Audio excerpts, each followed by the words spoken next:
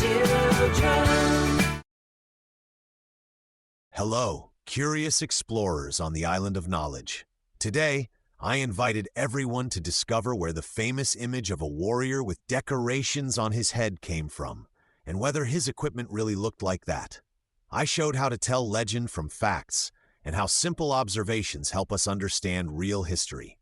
Together, we set out to find an answer that can be surprising. On the Discovery Clearing, I met Crab and Crocodile. Crab said that the horns on the helmet worked like hangers. The warrior could carry fish on them like on a string when coming back from the shore, and while marching, they gave him shade like two little roofs. Crocodile added that the horns worked as hooks for drying seaweed, and that the wind pushed the warrior forward thanks to them, so he ran faster than the rest of the team.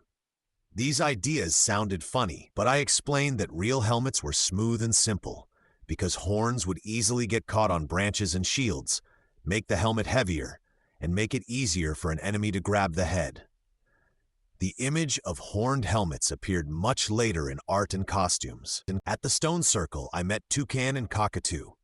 Toucan said that in drawings from the time and in museum displays he saw helmets without horns, usually metal, smooth, sometimes with a nose guard, made for protection, not for decoration.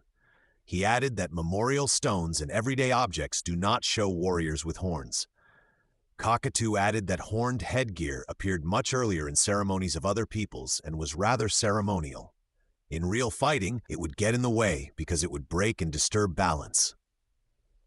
I summed up that their examples show the same thing. Sources from the time and finds do not confirm the use of horns in battle equipment. In the Golden Cave, I met Armadillo and Turtle.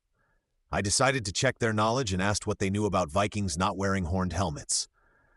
Armadillo answered that archaeological finds show smooth, practical helmets, and the lack of horns comes from practice.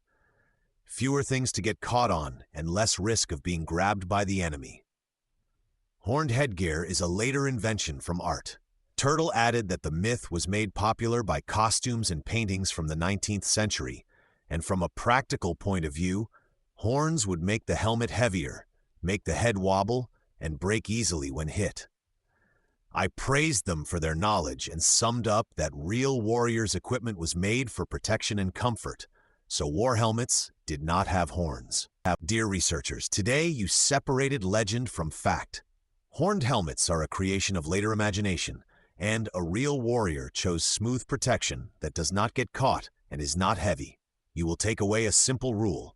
When something looks impressive, it is worth asking if it really works. I invite you on more journeys where we will check other popular myths.